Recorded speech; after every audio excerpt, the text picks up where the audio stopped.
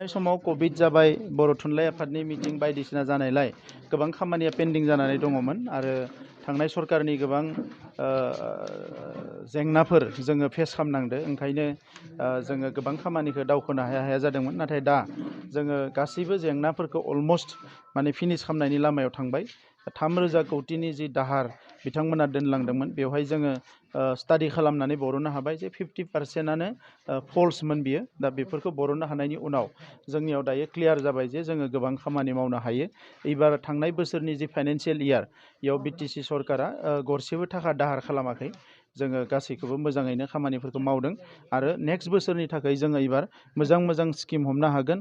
कख्लाबारियाव थांनाय बोसोराव जोङो 26 गासै 26 लामा जों बानायनाय जादों आरो एबार 25 लामा बानायगोन आरो 13टा गासै 13 दालां बानायनो थाखाय थिग खालामनाय जादों आरो बेजों लोगोसे माखासे गोबां हाबाफारि जों आखायाव लादों। दा बेखौ मे मासनिफ्राय जोंहा माने समस्थिफोरखौ दावबायनायनि हाबाफारि जों लादों आरो मे मास 15 तारिखनि उनाव गोबां जायगायाव जोंनि एमसिएलएफ्रा मटर साइकेल लानानै गावबागाव समस्थिफोरखौ बेरायगोन, नायगोन, रायजो राजाफोरजों रायलायगोन आरो जेराव जेंना दङ बेखौ जेंनाफोरखौ थाबैनो सुफुंनायनि थाखाय राहा लामा लागोन।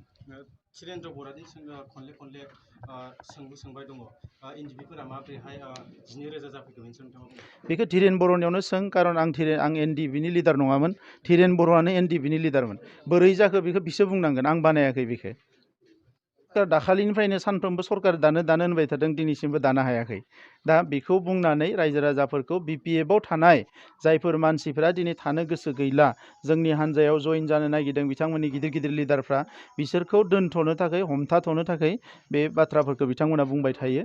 दा बेवहाय जेबो लाब गैया। हानायबा आगोलावनो बिथांमोना बानायसिगौमोन आरो फैगौ 3.5 बोसोराव बिथांमोना खुनु सरकार सोलायनो हाया। इतिमध्य आसामनि सिएमआबो बुंबाय, अमित शाह बिथाङा फैना थांबाय दाख्लैसो। दा बेवहाय ओरैनो जिहेतु गावसोरनि गोबां मानसिफ्रानो जेलावबो थांनो हायो, गोबां तथ्य पाति जोंनि आखाइफ्राव फैबाय थादों दायो, बेफोरखौ गिनानै बिथांमोना जोंखौबो गिथों होननानै बे खोथाखौ बुंबाय थादों। नाथाय जों गिनो थाखाय फैयाखै, बिटिआर ओनसोलनि समाजखौ जौगाहोनो थाखायसो राजखान्थियाव फैदों।